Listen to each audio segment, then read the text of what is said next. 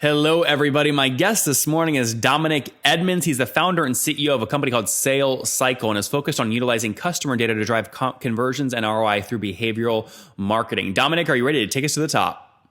Hell yeah. All right. This is a tough space. How is SaleCycle winning? Yeah, we're winning pretty well. I think that helps being one of the early entrants to the space, which means that we've been able to develop our offering together with the view of the market as it's grown itself. So yeah, we win through a blend of our technology features together with service as well. We don't shy away from giving people the best in class. What percentage of your revenue over the past 12 months was from professional services versus recurring SaaS? Off the top of my head, you're going to say it's relatively small, given that the professional SaaS piece is what we built on in terms of scalability. But my background in agency means that I understand that when you talk about building relationships rather than investing in hands-on client support, it allows you for cross-sell, upsell opportunities. So it's all about building a relationship. Having somebody who can pick up the phone is really important to us. So when you say relatively small, I mean, are we talking less than 10% is professional service? Less than, sorry, I lost 10%? Yeah, around about that. Okay. All right. And then tell me about the rest of your model. Is the rest like a pure play SaaS model? Yeah, absolutely. Yes. So we've been through a number of different pricing models over the 8 years that we've existed. We started out in a pure performance-based pricing model, which was really cool because it allows you to really get ballsy with the market and really talk about what you want to deliver.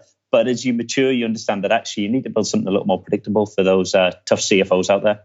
Yep. And your model, so how are you making money in that model and when did you shift it to more SaaS? So we've had a number of iterations. So we started out as performance. Now I would still class performance as SaaS for us because having done that for kind of 3-4 years in the early days, we understood seasonality down to an art, meaning that we understood what to expect from a client depend on their sale cycle, excuse the pun.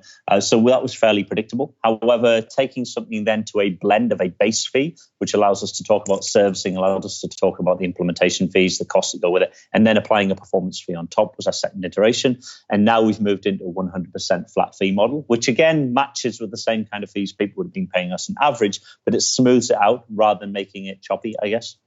I don't understand that. If you have a bunch of customers paying flat fees, your revenue is going to be really chunky up and down versus predictable kind of stacking SaaS. What am I misunderstanding? No. So when I say flat fees, those flat fees means that instead of a customer who may go through a period where they're in sale on their, let's say it's a fashion retailer and they're paying us $20,000 a month, and when they're not in sale, they could be paying us $5,000 a month. What we're talking about is picking effectively the equivalent of an average billing. So a flat fee is between those, meaning that over the year, nobody loses out. I see. Okay. And then generally, just so we can better understand your customers, average contract size in year one is what? Are we talking 10 grand, a million, 100,000? We do have variance because obviously we work in different sectors as well. We work on average, though. Yeah, on average, you would be looking at a monthly MRR, which is technically what we live in. We'd be talking around about the $5,000 a month mark. Okay, now you launched, let's go back and learn more about your story here. Launched in 2009. Where was your head at that time? Were you, struggling, back against the wall, had to make this work? Did you just sell your last company? Where were you at? So I came out of agency. So strictly speaking, we started in 2010, February 2010, February 5th, actually, just past our 8th birthday.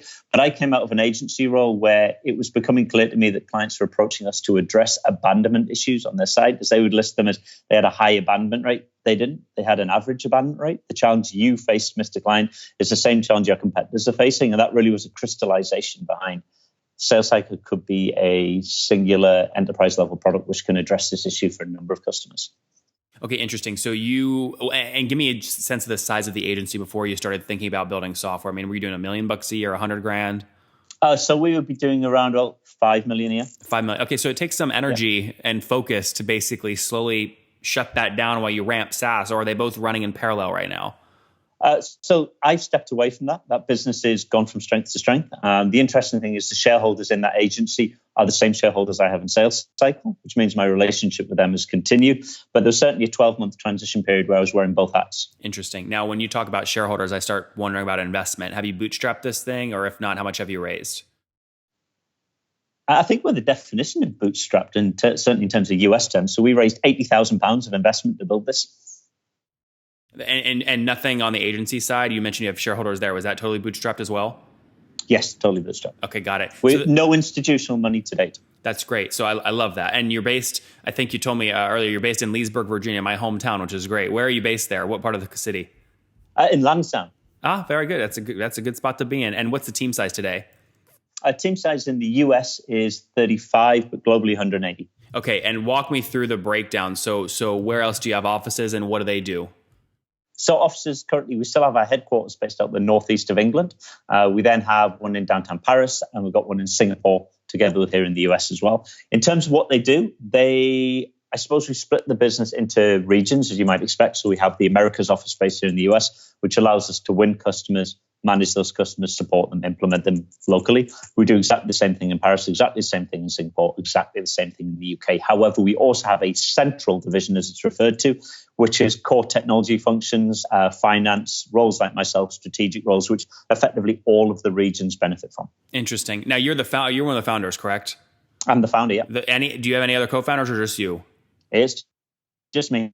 How have you kept yourself sane? Who do you go talk to when you're having a bad day?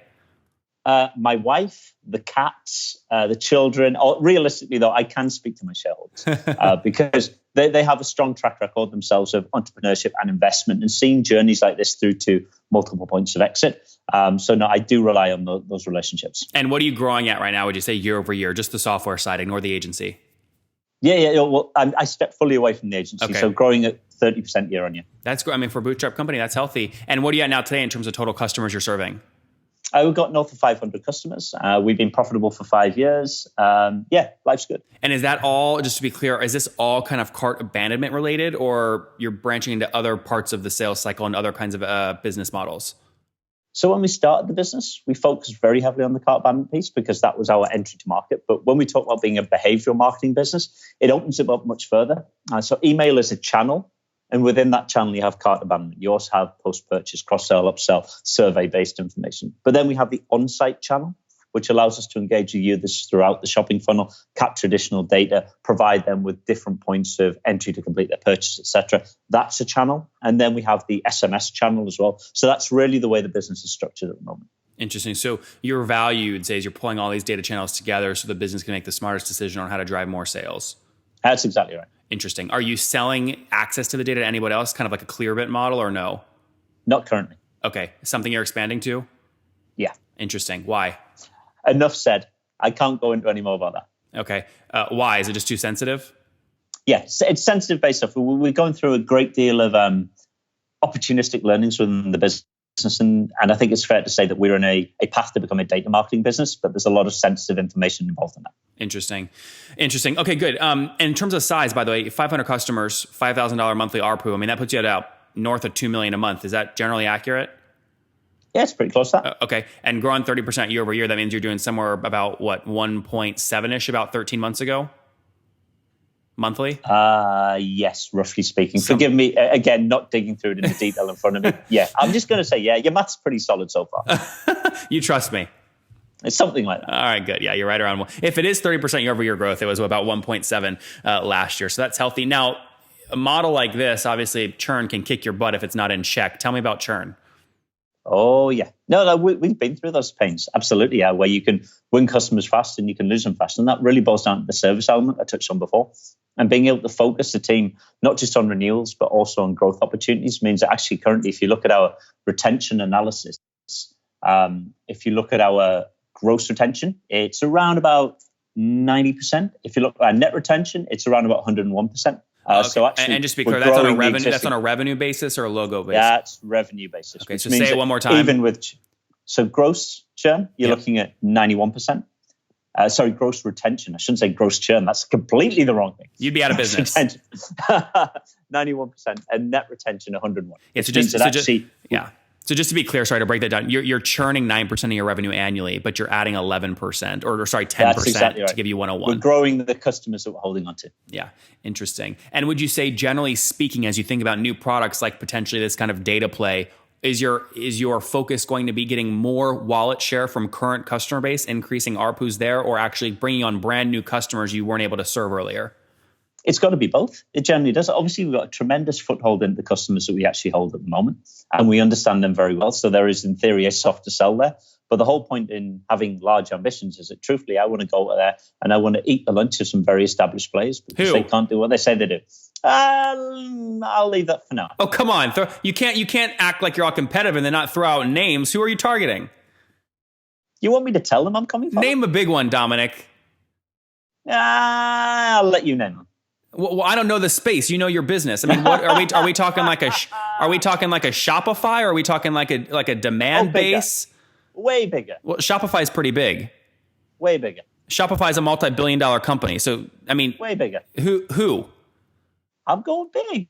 I'm going ballsy. It is what it is. If you think of the marketing cloud space, let's call it that. If you consider the marketing cloud providers that have been built, have been constructed on technology that was acquired and cobbled together, that was never designed to work in tuition, meaning that actually they make a lot of promises that they can't deliver on. If you focus on the data initially and how you can actually use it to not only identify propensity to buy, but also effective ad spend and realistically communication-based digital spend, then that means you can take yourself into a space where you can deliver a significant uptick in ROI with a greater reduction in cost, moving into, I guess, what you'd classify as certainly the marketing cloud space, the DMP space, start to blend them together. It becomes really interesting on what we can do. If you consider the data that we capture is all transactional.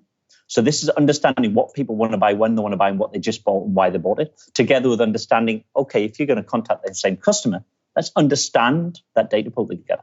So on the marketing automation side, you've got the Infusionsofts, the HubSpots, the Marketos of the world. When you start getting a DMP and DSP side, you've got the, Bill Wises at MediaOcean of the world. There's a whole market over there. You're interested in kind of bringing both those sides together. My question to you would be, the fastest way to bring those sides together is who has access to the most data, because then you make your engine the smartest, because you train your thing. It's not just the volume of data. Okay, why? Not just it's the quality of the data. So you're saying they have shitty quality? No, I would never say that about them. What I'm saying is the quality of the data that we have is very unique to us. Well, they've got transactions. They have a lot. They have, I would say, a much harder, but by a factor of maybe 100 or 1,000x your data size, and it's actual transactional data. Why is your data better? If you to consider the impression-based data and shopping-based specific data that we capture on a daily basis, based on the individual user, not just an individual session, and being able to glue that together across device to understand specifically what results are generated across different customers in terms of the ability to pull this data together. It's a very unique data set. We've had a lot of inquiries inbound asking us as to whether we would actually sell that data into parties such as that, because they see the value in it. At this moment in time, we're not looking to do that. We're looking to further enhance that data, further enrich that data. We've looked about bringing on board third-party data to further enrich it ourselves. So yeah, we've got some fun times ahead of us. Okay, good. I'm picking up what you're putting down. I get it. Real quick before we wrap up, unit economics. You're bootstrapped. You can't pay a lot up front and wait 2 years to get your money back. How quickly do you like to get your money back, your CAC? Our cost of acquisition is pretty solid. So give me our cost of acquisition LTV ratio. So we pay back around about 5.6 months. Okay, 5.6 months. And if people are paying on average $5,000 a month, so what, you're spending $30,000 to acquire these customers? And just under, yeah. Okay, and that's a max, right? So $30,000, your payback's healthy. What do you assume now we have to be careful here. What do you assume these customers are going to give you over their lifetime? How long do they stay with you on average? So our LTV at this moment, as it continues to grow, sits just under $400,000. Okay, and that's probably like a minimum, right? You're conservative with that? I guess a question conservative. I expect it to be larger next month and larger the month after, because we're retaining these customers. So as much as it's conservative when I look at the future, it's actual. If I look at the last time we ran it, it was 2 months ago. Interesting. Okay. And that comes out to about how many years of them staying with you? Oh, okay. Now you're asking me. I'd have to come back to you. Take the 400,000 divided by our average deal value, and you get roughly what it is. Yeah. So if I divide it by 5,000 a month, that gives you obviously 80 months or approximately 7 years. Yeah, but some will be obviously paying us a great deal more. Yep. Some will be paying a little bit less. There is a blend in these things. I try not to get too lost in what you call the traditional SaaS-based average metrics. Whilst they exist, they're averages. The edge cases are the things you can learn more from. Why is it you have a customer who pay less? What's the unique case opportunity there? What is the wider opportunity to get them to pay more? Why would someone pay vastly more? What are they getting that others aren't? So I think it's important to understand the full breadth of your business, not just the middle point. Yep. No, makes good sense, Dominic. Let's wrap up here with the famous 5. First one, what's the last business book you read? I couldn't tell you, truthfully. I'm not really a business book reader. What's the last book you read? I believe you go. Oh, I'm currently reading The Essex Serpent. The Essex Serpent? Oh, yeah. And I have just ordered the Watchmen sketch edition. It's called Watchmen Noir. So I'm looking forward to reading that. Number 2, name your favorite CEO in Leesburg you like to go out and get coffee or dinner with. Oh, there's a good question. And I can't choose me, no? No, not you. I think, truthfully, when I look at the book question and actually the CEO I'm studying question, really, I like people to be themselves. As I talk to people who join the business and they want to maybe look up, find a mentor, etc. Who's it they want to be? The great sports line of go out and be yourself because everyone else is taken. You got to understand the skills that you have because those are the skills So, that Dominic, you have. name a CEO in Leesburg you really enjoy chatting with. I don't think I can. You don't. There's not people you brainstorm with in Leesburg. Oh, I love talking to people. Don't get me wrong. Okay, that's the question. If you're going to ask me to pull one person out who I'm going to focus on is put them at the top of the tree, I don't believe in putting people. It wasn't top of the tree. It's not top of the tree. You're not ranking people, but this is for other people when they're going through that area or they're researching Northern Virginia. Who should they be thinking about? Name someone who you think is a good thought leader there. I'd take a look at the CEO who splits his time between Leesburg and San Francisco, who is the CEO of Sobriety, although I can't necessarily remember his name. That's okay. Let's move to the third question. What's your favorite online tool besides your own? Business-wise, we use Google across everything. So Hangouts is a big deal for us because we've got international offices and we connect everything via video conference, by GChat, etc. So whether it's the best, it's what I use every damn day. Number 4, how many hours of sleep do you get every night? I'm going to go with roughly 6.5. Okay, and what's your situation? Married, single, you have kiddos? Yeah, married, 2 kiddos, 11 and 6. Oh, wow. Okay, and how old are you? I'm 40, turned just this week. Good. Happy birthday. Last question. Take us back to your 20-year-old self. What do you wish he knew? Yeah, I think what I would tell myself if I was 20 years old is find the balance. I think in the early days of business, you can be pretty sucked into it, and that makes perfect sense. But you've got to stop and enjoy the journey. If you become too focused on where you're trying to get, you can't enjoy every step. I remember being at a business conference in the northeast of England around about 10 years ago where Elle Macpherson came to speak. You might think Elle Macpherson business conference at that time, necessarily why? Talking around her perfume, lingerie, beauty brand stuff. And there's a line she said about enjoying the daily journey. She said, I don't dance to get to the end of the song. And I just think that's quite a poignant way of putting it. Actually, you've got to enjoy what you're doing. It's not just about reaching a target. There you guys have it from Dominic, SaleCycle.com. He's enjoying his dance. Well, maybe I'll have to get a video, Dominic, of you dancing around. No one's watching. But launched in, maybe not. But we launched in 2010, now 180 people all over the place. Again, really focused right now on some specific data points, cart abandonment, things like that. But their breadth and their expanse of their data is growing fast. It's powering a much smarter engine. He came from an agency background, grew that to about $5 million in annual revenue before branched off and did software exclusively. It's bootstrapped, which I love. They're serving 500 customers, paying on average $5,000 a month. So doing about 2.5 million per month right now. That's up from about 1.7 just 13 months ago. So 30% year over year growth, really healthy revenue retention year over year at 101%. CAC to LTV, super healthy as well. They get paid back in under 6 months. Dominic, thank you for taking us to the top. Thank you, Nathan.